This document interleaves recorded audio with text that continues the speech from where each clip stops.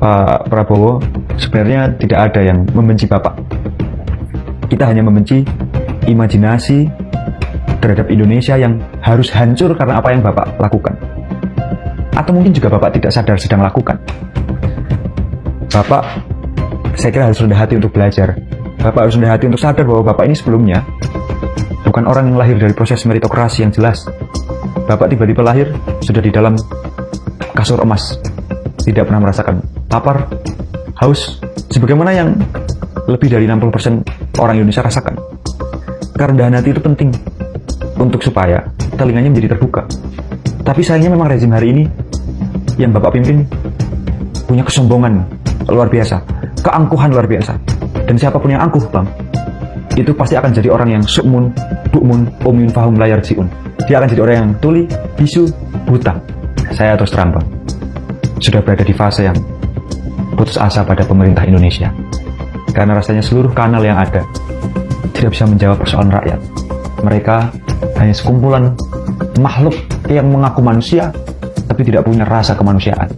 Di saat rakyat kita lapar, rakyat kita bodoh, rakyat kita tidak mampu mengakses fasilitas kesehatan, justru mereka sedang sibuk berpikir tentang siapa cawapres di 2029. Saya harap penguasa hari ini punya kesadaran bahwa mereka ini sebenarnya hanya buruh outsourcing yang diperintahkan oleh rakyat untuk bekerja 5 tahunan. Jangan pernah merasa republik ini milikmu. Jangan pernah merasa republik ini milik mbahmu. Karena republik ini milik rakyat Indonesia. 280 juta rakyat Indonesia. Bukan 10 orang terkaya, juga bukan 100 orang paling berkuasa. Milik seluruh rakyat Indonesia. Presiden Prabowo menyampaikan ke beberapa tokoh aktivis yang diundang ke Hambalang, saya akan lawan oligarki. Tapi seminggu kemudian oligarki itu justru dijamu di rumahnya. Ini orang nggak bisa dipercaya, Bang. Apa yang dikatakan bukan apa yang dilakukan. Kita tahu bagaimana cara mudah untuk melawan oligarki. Berpihaklah ke rakyat. Buatlah undang-undang tentang pembatasan kekuasaan terhadap sumber daya alam, terhadap bisnis, sehingga oligarki tidak mampu lebih mengguritakan bisnisnya dan mematikan kemungkinan rakyat untuk menjadi sejahtera. Presiden Prabowo masih punya waktu 3,5 tahun. Syukur kalau beliau sehat sampai 2029 dan panjang usia.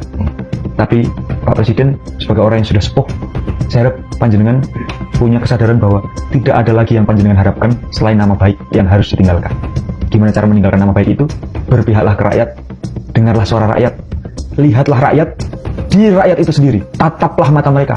Jangan hanya menatap data-data yang dikirimkan oleh bawahan Anda, yang tentu itu sudah dimanipulasi sehingga Bapak senang. Hari ini Bapak ada dalam situasi yang, bicaranya, gimana caranya, Bapak itu harus senang, tidak boleh marah. Itu bahaya.